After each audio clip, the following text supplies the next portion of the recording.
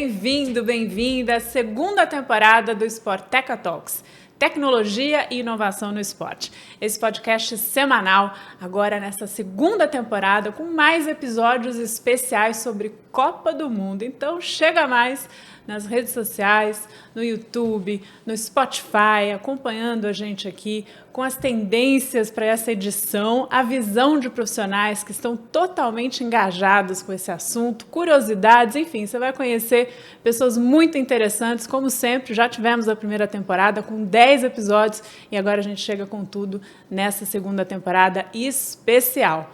Mulheres, futebol e Copa do Mundo. Tá bom demais, né? Com quem eu adoro e acompanho há muito tempo, é uma referência no mercado do esporte, Júlia Vergueiro. Vou dar só uma pequena apresentação aqui, a gente vai falar mais, mas ela vem de uma longa trajetória no esporte, no futebol feminino, fundadora, hoje CEO do Pelado Real, que é uma escola de futebol para mulheres em diferentes etapas e perfis de vida e de carreira. E agora conta com o Barça Academy, a gente vai entender o que é essa parceria do Pelado Real com o Barça, e fundadora da Nossa Arena, a Casa do Esporte Feminino em São Paulo. Que orgulho, bem-vinda! Vamos tocar essa bola aqui redonda. Obrigada, Beth. Sempre um prazer conversar com você. Fico muito feliz a gente conseguir falar de futebol, falar num momento de Copa masculina, mas com mulheres participando da conversa. Então, realmente um prazer estar aqui. Espero que seja um papo bem gostoso. Vai ser ótimo. Eu já brinco que tem data para voltar, né? Mal começou o episódio, mas olha...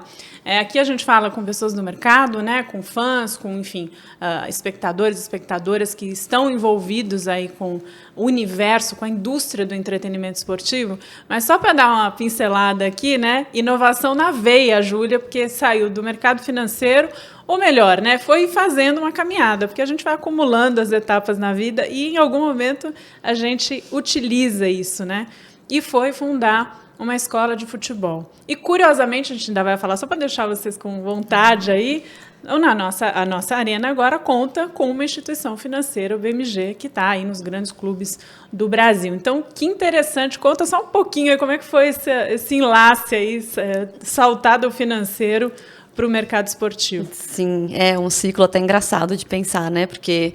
quando eu saí do mercado financeiro, foi muito com um desejo lá de dentro de tá na hora de eu fazer alguma coisa. Eu sinto que faz parte do meu dever de vida ajudar outras meninas e mulheres a viverem o esporte e a conseguirem, talvez, chegar em lugares que eu consigo chegar hoje por meio desse esporte. E tantos anos depois, né, eu voltar a ter o mercado financeiro aí na minha vida, agora como apoiador.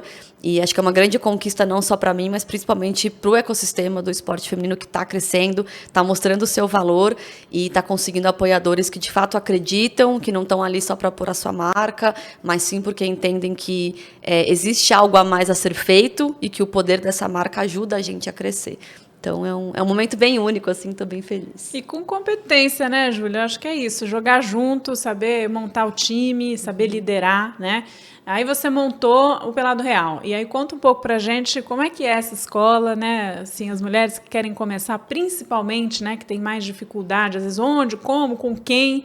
E a gente vai falar desse engajamento, porque no fim a gente tem perfis de mulheres, né? Que gostam de assistir, de praticar. Vem aí Copa do Mundo, justamente, como é que ela se comporta, a gente vai falar. E no ano que vem tem a edição feminina, né? Com certeza. Hoje eu tenho a alegria de dizer que o Pelado Real é uma das escolas, né, de futebol para meninas e mulheres. Acho que quando a gente nasceu lá em 2011, era uma das pouquíssimas, e de dentro do Pelado Real foram surgindo outras escolas. Então, hoje a gente tem grupos de mulheres que já são muito organizados, que já tem várias turmas, assim como o Pelado Real, que surgiram a partir de mulheres que jogavam com a gente. Então, acho que a gente também foi ali uma faísca, né, um estímulo para elas perceberem que existia espaço para fazer mais coisa.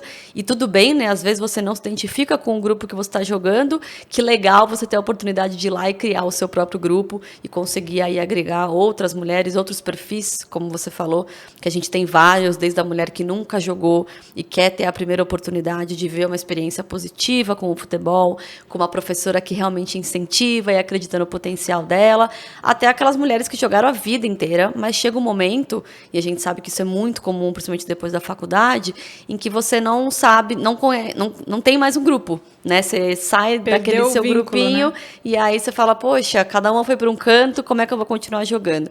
Então, o Pelado Real hoje tem espaço para todos esses perfis, e dentro da nossa arena posso falar que a gente tem vários outros grupos e projetos que também fazem isso. Então, hoje, se a mulher quiser jogar futebol, não tem mais desculpa, ela tem onde encontrar esse espaço.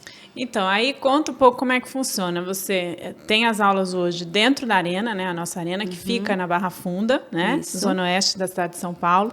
E, recentemente, você fechou uma parceria muito importante que ratifica, mais uma vez, né, a tua trajetória, a tua competência em costurar tudo isso, né, Júlia? Porque não basta só ser bom naquilo, né? Você tem que trazer todo um conjunto de pessoas, treinadoras, né? A gente falou recentemente num encontro, quando você fez aí o anúncio, né, com o BMG na nossa arena, sobre as treinadoras mulheres. A gente sabe a dificuldade. Nós vamos ter pela primeira vez árbitras mulheres, né, de um hall de 36. Depois você me corrige, acho que são 3 árbitras, tem assistentes.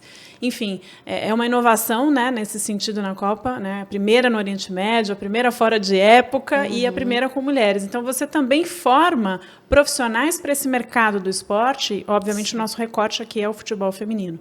Sem dúvida.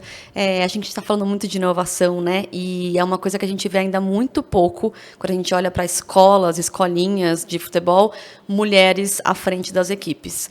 E isso é uma mudança de mindset muito fundamental para a gente mexer na cultura do nosso país. Porque uma coisa é você ter um pai que leva a sua filha para jogar bola e que o detentor do conhecimento que está ali dentro do campo ensinando a filha é uma mulher ou é um homem. É completamente diferente.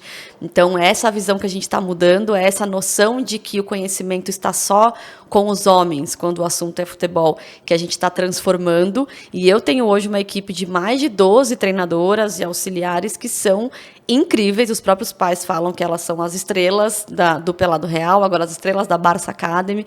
Então, estou bem feliz também de dar essa oportunidade para elas, né? Hoje elas podem colocar no currículo delas que elas são treinadoras de uma Barça Academy, a primeira 100% dedicada às meninas no mundo inteiro, e aprendendo uma metodologia que é uma metodologia internacional e super reconhecida.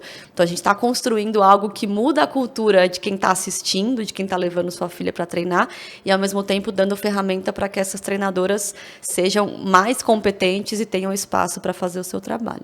E aí isso vai ampliando também a questão da inclusão, né? Porque você tem a oportunidade, né, mulheres, meninas, de treinar com mulheres também. Isso é um fato, né? Recentemente o Comitê Olímpico do Brasil promoveu um fórum dedicado à mulher no esporte. E esse foi um dos pontos comentados por medalhistas olímpicas incríveis, né? A Jack do vôlei, a Beara, enfim, hoje CEO da CBV, a dificuldade de ter essas profissionais, né? E aí você tem também o hold. Obviamente você tem mais a parte médica, né? Geralmente a gente tem médicas mulheres, mas aí fisioterapeutas, preparadoras físicas, né? Ou seja, educadoras físicas, etc. E aí, fazendo gancho com o Barça Academy. Daqui a pouco a gente vai entrar mais em Copa, mas só para você entender a história dela, porque é muito bacana mesmo. Eu acho que a Júlia, quando a gente fala em esporte feminino, em futebol, vem o primeiro nome, assim, e cada momento ela está construindo uma etapa. E eu acho que vai ser um momento legal também de assistir aos jogos na nossa arena, né? E de fomentar e de aumentar também o interesse pela prática esportiva no momento de Copa do Mundo. Mas antes, nos conte aí como é que veio essa história do Barça Academy. Olha, foi uma grata surpresa, porque a gente não tinha nenhuma expectativa de se conectar a nenhuma marca, a nenhum clube, né? O Pelado Real já existe há 11 anos, e a gente tem um orgulho de dizer que virou referência dentro das escolas de futebol para meninas e mulheres, criando metodologia própria e tudo mais.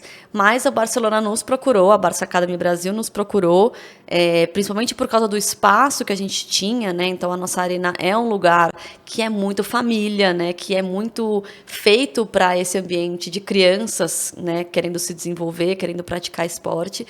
E a gente foi muito realista em falar, olha, muito legal vocês quererem estar aqui, mas esse é um espaço para as meninas, né? Isso é muito importante. A gente sabe que existem muitos dados lá fora que mostram que se você deixar de criar um espaço seguro, né, que é esse espaço dedicado à prática das meninas, isso vai atrapalhar o desenvolvimento delas, vai fazer com que menos meninas queiram estar lá, com que essas meninas saiam muito mais cedo do esporte, com que os próprios pais não se sintam confortáveis de levar as suas filhas. Então, esse espaço seguro ele é muito fundamental e eu falo que é assim, inegociável, né? Não tem como a gente fazer diferente.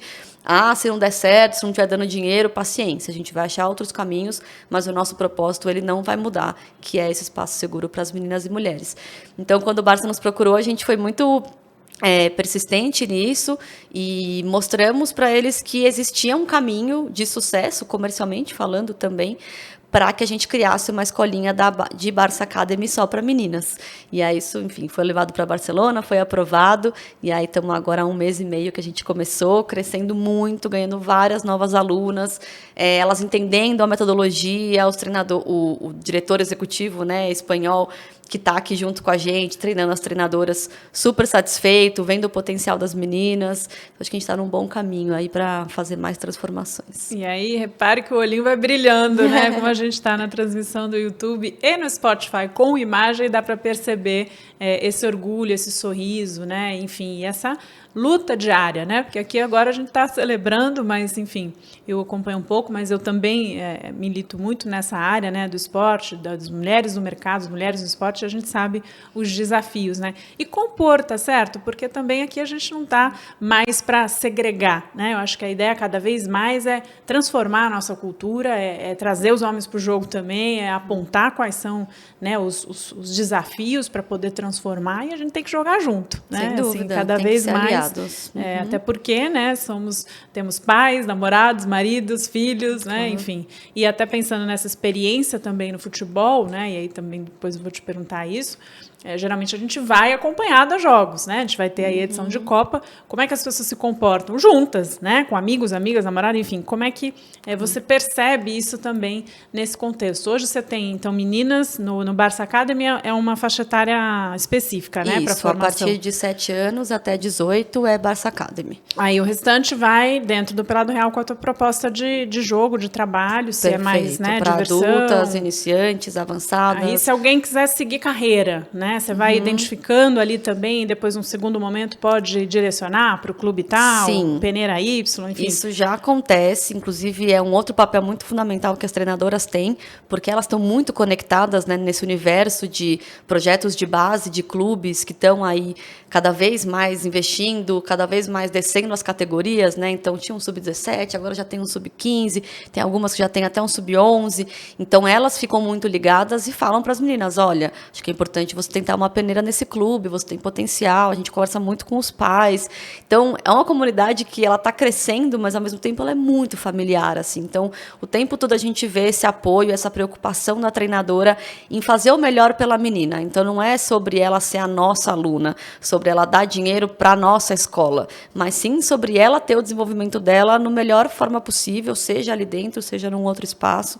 E isso eu percebo que é assim, acontece com todo mundo e está dando muito certo. A gente tem muitas meninas que já estão jogando em base de clube, espero que muito em breve fazendo faculdade nos Estados Unidos, com bolsa pelo futebol, que também é uma oportunidade que é muito comum entre os meninos e que a gente precisa que as meninas também entendam que existe para elas e os pais incentivem isso. Então, estamos no caminho certo. E aí tem 2 pontos legais, e já fazendo uma costura aqui. Primeiro é dessa percepção, né, tua, Júlia, de como a fã, né, a torcedora, a praticante, vem se comportando, né? Nesses anos todos que você trabalha com meninas e mulheres, e olhando agora para um grande evento, né, você tem a pessoa que gosta de praticar, mas não necessariamente acompanha, ou seja, consome o produto esportivo ali de, né, assistir aos jogos, né, agora uma edição de Copa do Mundo e tal, passa mais desapercebido. Tem aquela que é fanática, né? Que joga, que acompanha, que está, aí dependendo da idade, né? Está na experiência de ir ao estádio com os pais, com a família, enfim, amigos. a consumidora, né, de produtos, de bola, de vestuário, enfim. Eu queria que você contasse um pouco como é que é essa tua percepção e o engajamento dessas mulheres, respeitando, né, claro, essas fases aí das crianças, né, adolescentes e das mulheres. Sim. Nós, que já somos muito jovens. Tá sempre. O importante é o espírito jovem. Eu vejo, assim, uma mudança bem gradativa, assim, nos últimos anos, em relação a esse perfil da conexão da menina e da mulher com o esporte. Então, desde essa percepção de ser torcedora apenas para ser torcedora e jogadora, que já é algo bem diferente, né? Você já enxerga o esporte, você já torce de uma outra forma. Quando você tem a oportunidade de praticar, é completamente diferente. Até as pessoas que, enfim, por algum motivo não querem praticar e está tudo bem, mas que estão criando uma outra relação com o futebol e com o esporte como torcedora, exatamente por se sentir mais parte daquilo. Então, uma vez que você vê mais mulheres jogando, você consegue acompanhar campeonatos femininos, você consegue ver mulheres, né, apresentando programas de futebol, narrando jogos, a própria mulher começa a se sentir mais parte daquilo, independente se ela sabe jogar, se ela quer jogar, enfim, ela consegue se sentir mais parte. Então, é muito mais fácil dela se tornar uma torcedora e uma torcedora engajada. Então, se a gente olhar para marcas, é muito isso que eu converso hoje com várias empresas. Vocês precisam investir num nicho que está crescendo. E ele está crescendo porque está todo mundo se vendo ali e querendo fazer parte, querendo consumir. Antes, uma mulher que não queria comprar uma camisa de time, uma camisa de uma seleção, hoje fala, puxa, que interessante, posso até combinar isso, virar uma tendência de moda, a gente já vê pessoas falando sobre isso. Então, a gente começa a criar outras conexões para a mulher dentro do esporte que faz com que ela se engaje mais, seja como jogadora, seja como torcedora, como entusiasta, o que for. Então, eu tenho visto muito esse crescimento. E uma outra coisa interessante de falar em relação às meninas, principalmente, é a mudança das ídolas, né? Então, se você perguntasse para uma menina há 3, 4 anos, quem que é a sua referência no futebol? Ia vir um Neymar, ia vir um Messi, ia vir um Cristiano Ronaldo. Agora você já ouve Marta, Tamires, Bia Zanerato. Então, nomes que hoje estão muito mais próximos da realidade delas e que fazem todo sentido, né? Então, não é mais uma coisa assim, muito legal eu amar o Cristiano Ronaldo, mas eu nunca vou ser o Cristiano Ronaldo. Agora eu posso amar a Bia Zanerato, a Tamires e... Não, eu consigo um dia ser a Tamires, né? Por que não? Se ela chegou lá, eu também consigo chegar. Então, acho que essa é a mudança mais bacana que a gente tem visto. Assim. Essa proximidade, né? E mulheres que também estão militando, né? Acho que a Aline Pellegrino, por exemplo, é uma referência, né? Passou pela Federação Paulista, hoje está na CBF, foi da seleção, né? Medalhista. Então, eu acho que isso também traz uma coisa que a gente fala muito aqui, do engajamento, da proximidade dos fãs com os ídolos, né? Quem consome é o praticante, né? É o fã, é o torcedor, etc. E o atleta, o ídolo, faz parte como uma grande referência, tá certo? Mas na pirâmide de consumo, quando a gente olha para o mercado, eu olho para esse fã, para essa fã, para entender o comportamento e ver que tipo de coisas a gente pode oferecer nesse sentido. E aí, já te perguntando, né, nessa linha de mudança desse comportamento, como é que você está percebendo uma edição de Copa aí, né? A gente está nessa temporada especial. De que maneira você acha que isso impacta? E até olhando um pouco para as edições anteriores, para o seu histórico, obviamente estamos falando de um torneio masculino, mas e preferimos, né, trazer mais dados quando há o feminino, mas isso impacta. De que maneira, Júlia? Sim. Bom, primeiro olhando o olhar Júlia empreendedora, né, pela via dos meus negócios, já faz algum tempo que a gente vê esse movimento via Pelado Real, de que sempre que a gente tem um momento de Copa do Mundo, mesmo sendo masculina, ou um momento de Olimpíada, cresce a procura de mulheres querendo praticar. É automático. Não sei dizer o porquê, né? Não tenho esse conhecimento técnico, mas por dados e por histórico a gente sabe que isso acontece, então a gente está com uma expectativa de que nesse final de ano isso também vai acontecer, meninas, mulheres assistindo e vendo, poxa, que legal, futebol, quero fazer parte disso. Acho até que isso vai acontecer ainda mais, porque, como a gente comentou, a gente está num momento em que a mulher consegue se perceber mais no esporte, mesmo que não seja ela jogando neste momento de Copa masculina. E a gente também percebe uma mudança em relação a outros momentos, que a gente não está mais num pico, né? Então, é só agora que a gente está falando de futebol feminino, ou só agora que a gente está falando de mulher no esporte, porque está rolando um evento, porque nesses meses a gente vai ter várias notícias sobre narradoras, sobre árbitras mulheres, como você falou. Já faz algum tempo, acho que eu diria pelo menos de uns 2 anos para cá, que isso deixou de ser sazonal, que isso passou a ser algo permanente. Então, a gente está falando agora de Copa Masculina, mas a gente está vendo um monte de coisa acontecendo relacionada ao futebol feminino. Então, a gente tem campeonatos rolando com apoios gigantescos de marcas enormes, vide Centauro no Paulistão Feminino. A gente está com o Nike voltando com os seus treinos gratuitos para mulheres. Na própria Arena, como você esteve lá, viu o tanto de patrocinador querendo estar com a gente. Então, se antigamente só acontecia nesse momento sazonal, quando tem uma Copa Feminina, todas as marcas olham para a gente, querem fazer coisa e depois aquilo morre. Não, a gente está vendo um momento em que a Copa é masculina, mas as marcas estão olhando para o público feminino, por tudo isso que a gente falou. Porque se é um público que consome cada vez mais, por estar se vendo cada vez mais dentro do esporte. E uma coisa leva a outra, né? Quanto mais as marcas, as instituições, os projetos apoiam essa participação e esse engajamento feminino no esporte, mais elas vão consumir e a gente fica num círculo virtuoso. E outra, é vínculo, né? Comunicação, esse consumo, quanto mais você alimenta, que é via de mão dupla, mais você estimula, né? Então, nós já somos 50%, mais de 50% da população brasileira. E a Trajano, a Luísa Trajano fala que os outros que faltam são filhos delas. Ela costuma brincar que é muito engraçado. E é isso, quer dizer, eu acho que a gente vai alimentando essa questão que você tocou da Centauro, de promover o Paulistão, de dar acesso aos jogos, né? A gente tem as mídias sociais. A gente recebeu na primeira temporada o Peter Rodrigues do Facebook falando sobre esse impacto, sobre essa nova proposta de assistir aos conteúdos, né? As próprias profissionais, repórteres, comentaristas, narradoras.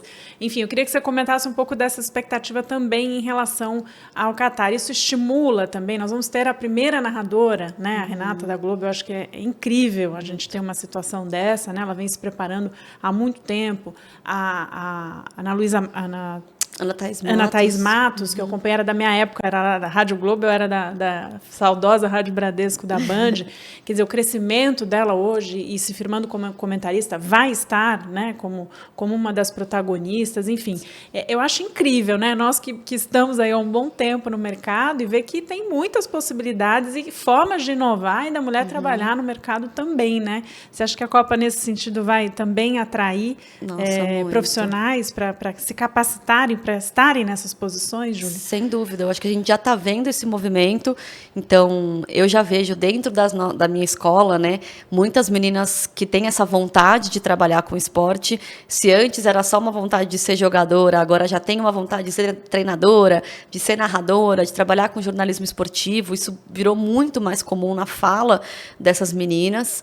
E eu acho que a gente está vendo a história acontecer, mas a gente vai ver os frutos e o impacto gigantesco que isso vai ter daqui a alguns anos.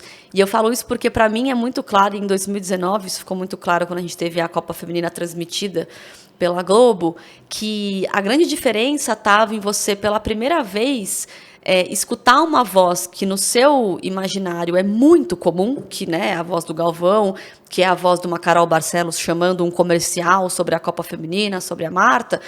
Então era automático, você ouve aquilo, você olha para a televisão, né? É automático, você está ali jantando, almoçando em casa, você está no bar, você já olha para a TV, isso já te chama para querer consumir aquele conteúdo. E a gente vai começar a ter isso de uma forma mais recorrente, né? Porque agora eu duvido que a gente não vai ter Copas femininas sendo transmitidas, e também na voz de uma mulher.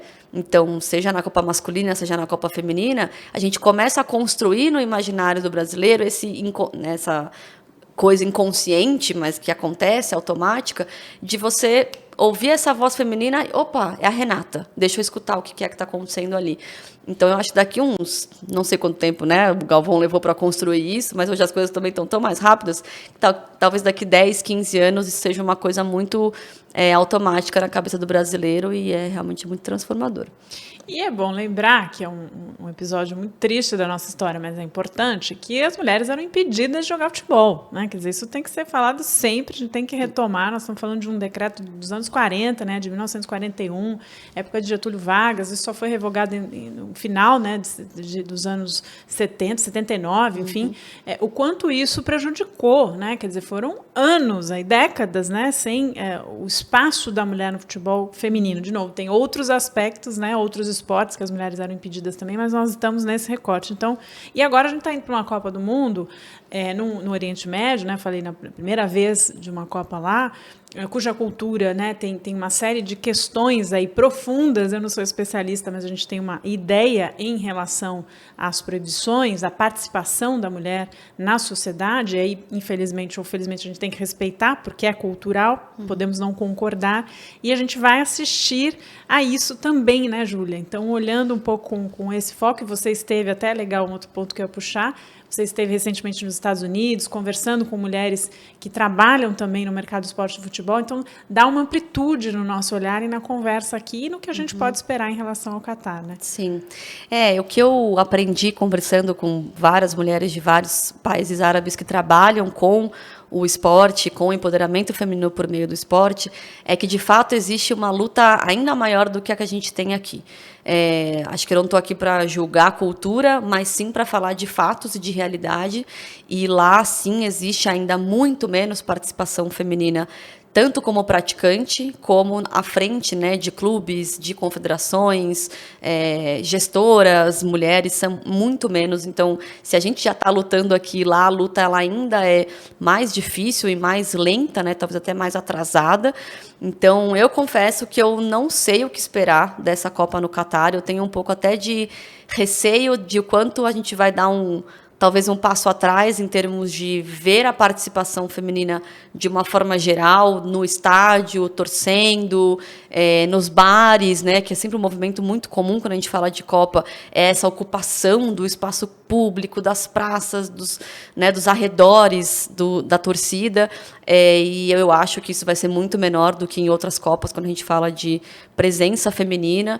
Então, vai ser bem interessante de acompanhar e ver o quanto acho que vai ser legal entender se o futebol vai ter o poder de fazer esse movimento se transformar, né, e essa participação feminina ser maior, ou se isso vai predominar, se essa cultura que ainda não inclui as mulheres em boa parte dos espaços públicos vai ser predominante e elas não vão conseguir participar. Então, vamos ver o que vai sair com mais força aí desse momento. É interessante, né? Até porque, por sediarem, eles também têm que promover, de certa maneira, ainda que em zonas ali próximas, né? Tem toda a questão logística dos estados, enfim, da experiência dos fãs, mas eu confesso que me intriga bastante. Eu nunca estive lá em nenhum país, então não tenho essa vivência, né? A gente lê, estuda, mas é diferente quando você está no local. E aí, pegando um pouco essa forma das mulheres de torcer, eu queria que você desse, assim, se é possível, né?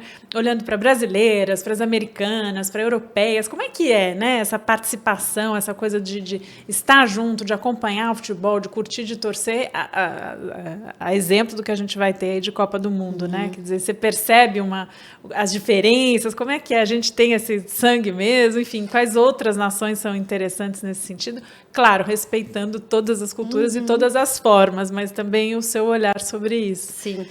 Eu percebo, assim, ouvindo de mulheres de outros países, que a visão é que o Brasil não tem igual. Assim, a nossa paixão pelo futebol é algo realmente muito único, tanto na forma de torcer, quanto na questão de jogar, né? Então, é um outro amor pelo futebol, por essa arte, por algo que faz parte da nossa vida, que é muito cultural. Você consegue ver muito quando você compara com alguns outros esportes. Então, nos Estados Unidos, por exemplo, a cultura do beisebol, a cultura do futebol americano, são coisas assim que a gente nunca viu aqui no Brasil. Mas que, se você comparar, é muito parecido com essa relação que a gente tem com o futebol. Então, igual brasileiro, acho que realmente não tem.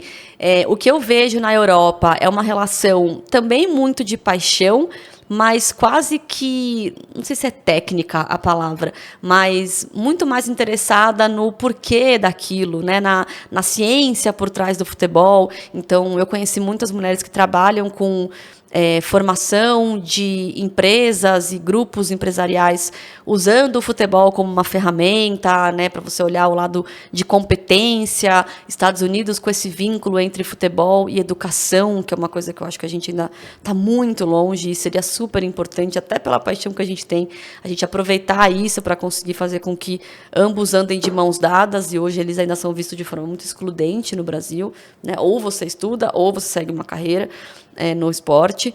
Então, tem algumas diferenças, assim. Eu acho que a paixão, não é à toa que é um esporte mais visto e praticado no mundo, mas acho que tem essas diferenças culturais aí. E dos exemplos, né? Você falou aqui num determinado momento que hoje houve das meninas que se espelham nas jogadoras, né? Ao invés de falar Neymar ou Cristiano Ronaldo. Mas também a importância de você ter esses símbolos para justamente expandir, para poder se identificar, né? Quanto mais a gente enxergar essas pessoas, né? E recentemente a gente viu, foi a Leila e uma gestora, esqueci o nome dela, na Liga dos Campeões, uma gestora de um clube, acho que era do Chelsea, não me lembro o nome dela. E a Leila, alguma coisa assim, aí repercutiu mulheres. Muito, gestoras, as duas, né, figuras fortes do futebol, duas mulheres, etc. Ainda é raro a gente encontrar isso, né? E faz com que, evidentemente, aumente o consumo, aumente o interesse, aumente o conhecimento a respeito dessas figuras, né? Gestoras, eu também queria que você colocasse um ponto, porque é à sua frente também, né? É empreendedora, de certa maneira, uma gestora dentro do mercado esportivo, é jogadora, né? Não está indo profissional, mas está jogando. E isso faz com que você também entenda essas cadeiras e consiga promover isso, que é o que eu acho que ainda falta também, né? A gente trabalha muito com esse olhar hoje da mulher no esporte, seja atleta aí preparando para transição de carreira, né, gestora, executiva, empreendedora, enfim, e no meio, e em especial nesses clubes, e a gente vai ver agora também, são raras as figuras executivas mulheres, e olhando para uma edição de Copa do Mundo, a gente contaria nos dedos quem são as mulheres que estão por trás destas seleções, né? Não, é um universo muito pequeno ainda, e não é uma realidade só do Brasil, é uma realidade mundo. Acho que a gente vê alguns exemplos interessantes lá fora, como, por exemplo, o Angel City, nos Estados Unidos. Então, um clube fundado por mulheres e que tem esse protagonismo e essa ideia, essa militância, né, que a gente fala de, poxa, estamos fundando algo feito por mulheres, para mulheres, e isso é a marca, né, do clube, elas falam muito disso. Você vê várias mulheres, e eu tenho mentoras americanas que apoiam o clube por causa dessa mensagem. Então, você começa a criar outras formas de engajamento para além do clubismo. Então, não é só porque eu amo aquele time, né, que é o meu time, que era o time do meu pai, que era o time do meu avô. Não, é porque realmente o que esse time fala é o que eu acredito. O que esse time faz é o que eu vejo que precisa ser feito pelo mundo. Então, essa relação de causa com os clubes também é algo que eu acho que a gente vai começar a ver muito mais do que a gente vê hoje.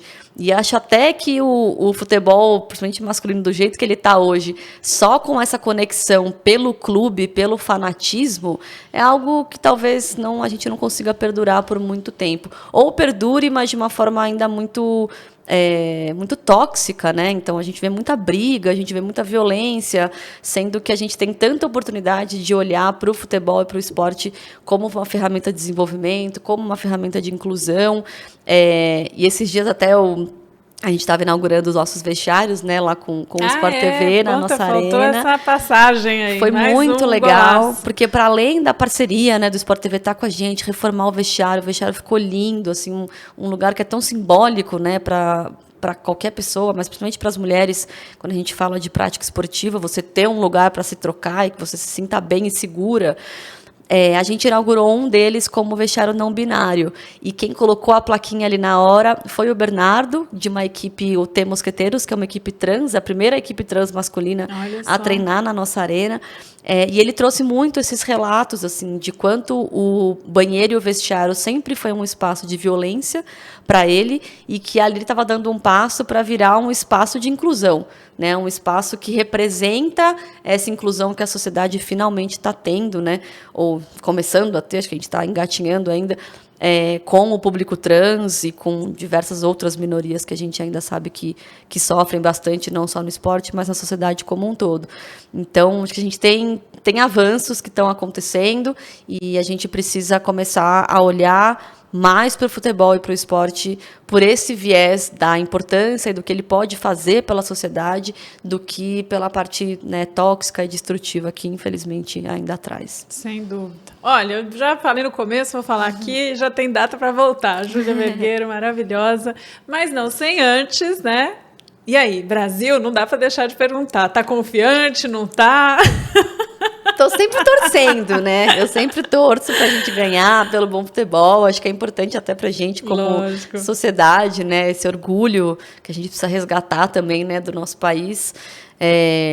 Enfim, estamos num momento delicado, momento político delicado, então tudo que envolve isso é sempre muito difícil, às vezes até muito triste, mas acho que o importante é que, independente de coisas que estão acontecendo que a gente não acredita, não concorda, existe muita gente fazendo muita coisa legal, muita gente dentro do esporte trazendo esse viés de transformação e do esporte como ferramenta de desenvolvimento mesmo, e eu fico feliz que a gente talvez esteja fazendo uma coisa de baixo para cima, mas que está dando resultado e que, como eu falei, está deixando de ser algo sazonal para ser algo permanente, é o que garante que a gente vai ter sustentabilidade nessas ações. É um processo e muito trabalho com essa camiseta linda aí, ó, pode mostrar. Nossa Arena, Júlia Vergueiro, fundadora da Nossa Arena. Vamos passar o serviço. Criada por uma mulher, esse desenho. Ai, que massa. Artista, Luísa, né? Que fez. Soberana, maravilhosa. Esse aqui foi a Luísa, uma artista que a gente chamou para desenhar. Tá. Quem for à Nossa Arena vai ver o trabalho da Ziza Soberana também, maravilhoso. E é isso, né? A Nossa Arena tem essa ideia de ser esse ecossistema, esse hub para as mulheres que querem fazer os seus projetos esportivos acontecerem, que querem simplesmente ir lá e poder praticar esporte. Você contou muito bem no seu canal sobre você ter a oportunidade de ir lá jogar um beach tênis, um beach vôlei, você sabendo jogar ou não sabendo jogar, você simplesmente querer se reunir para assistir um jogo de Copa do Mundo, para escutar um podcast da Sporteca, porque não? Só, vai estar animada essa época isso, lá, hein? Essa é a ideia, a gente conseguir ter o nosso ambiente, onde a gente se sinta segura, a gente se sinta protagonista, porque é muito diferente, né? Quando você está dentro de casa, você consegue ser você mesma e consegue fazer florescer muito mais coisas do que quando você está ali reprimida ou oprimida. Potência, firmeza, né? Segurança, eu acho que são palavras que a gente tem que usar cada vez mais, né? Não só o florido, o belo, mas assim, esse lugar de potência, eu acho que essa palavra resume muito, né? De trabalhar talentos, né? De desenvolver pessoas, enfim, de dar segurança para uma vida que vai muito além do esporte, né? Para o jogo da vida mesmo. Então, já vai voltar em breve. Nossa Arena, SP, certo? Isso, arroba Pelado SP. Real. O que mais de serviço? E é isso, tem então, que se jogar lá na Barra Funda, Zona Oeste tá da cidade de São Paulo. E Júlia Vergueiro, vocês encontram também nas redes sociais. Obrigada, Júlia. Obrigada, prazer estar contigo aqui, a gente agradece demais. Obrigada, Beth. Muito bom ter você conosco também, lembrando que toda terça tem um episódio especial nessa nossa temporada de Copa do Mundo, mas sempre trazendo também outros aspectos de esporte, tecnologia, inovação, tudo para você ficar por dentro desse mercado e nos acompanhar. Obrigada pela companhia, pela audiência e até mais. Tchau, tchau.